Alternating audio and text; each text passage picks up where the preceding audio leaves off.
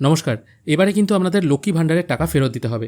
হ্যাঁ, খবরটা শুনতে সত্যি ভয়ানক হলেও কাদের ক্ষেত্রে এই নিয়ম লাগু হচ্ছে সেটা এবার আমরা দেখে নেব। প্রথমে মাননীয় মন্ত্রী কি বলেছেন সেটা আগে শুনে নিই। এবং একটি বিষয় মাননীয় মুখ্যমন্ত্রী বলেছেন যে যাদের নামগুলো কাটা গেছে, যারা আমাদের দেশের নাগরিক নয়, তারা তো সরকারি যোজনার সুবিধা পেতে পারে না। সুতরাং সেইগুলো আমরা দেখে নেব যে যারা যারা হয়তো নামটা কাটা গেছে কিন্তু সে পেয়ে যাচ্ছে, সে আগের লক্ষ্মীর ভাণ্ডার পেয়ে যাচ্ছে, সে আবাস পেয়েছে, তো সেটা মাননীয় মুখ্যমন্ত্রী বলে দিয়েছে সেই টাকা কিন্তু ফেরত দিতে হবে, ফেরত নিতে হবে।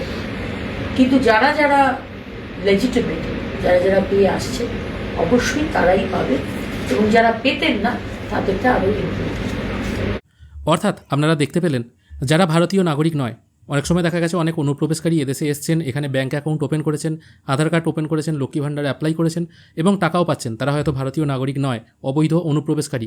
তারা যদি টাকা পেয়ে থাকেন তাদের অ্যাকাউন্ট থেকে টাকা ফেরত নেওয়া হবে বা তাদের কাছ থেকে টাকা ফেরত নেওয়া হবে।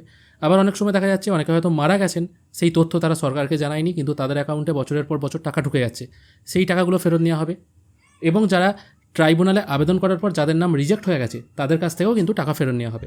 এবার অনেকে দেখা যাচ্ছে অনেকেই হচ্ছে প্রকৃত ভারতীয়, কিন্তু কোনো কারণবশত তাদের নাম ডিলিট হয়েছে, তারা হয়তো ট্রাইব্যুনালে আবেদন করেছে, এখনও কিন্তু কোনো রকম ফলাফল বেরোয়নি।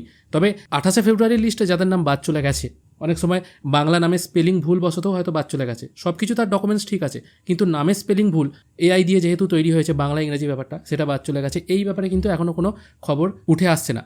এবার অন্নপূর্ণা ভাণ্ডার যখন চালু হবে সেক্ষেত্রে তাদেরগুলো স্টপ থাকবে, নাকি যারা লক্ষ্মী ভাণ্ডার পেত এবং এখনও যাদের নাম ট্রাইব্যুনালে হয়তো আবেদন করা আছে, এখনও কোনো ফলাফল ঘোষণা হয়নি, অথবা যাদের 28শে ফেব্রুয়ারি যে ফাইনাল এসআইআর প্রথম লিস্ট বেরিয়েছিল সেখানে যাদের নাম বাদ গেছে, তারা আদৌ অন্নপূর্ণা ভাণ্ডারের সুবিধা পাবে কি না এগুলো কিন্তু এখনও স্পষ্ট নয়। মোটামুটি এখান থেকে স্পষ্ট হচ্ছে যারা অবৈধ নাগরিক, যারা মারা গেছেন এবং তারপরেও টাকা পেয়ে গেছেন, তাদের কাছ থেকে কিন্তু টাকাগুলো ফেরত নেওয়া হবে বা তাদের পরিবারের কাছ থেকে টাকা ফেরত নেওয়া হবে।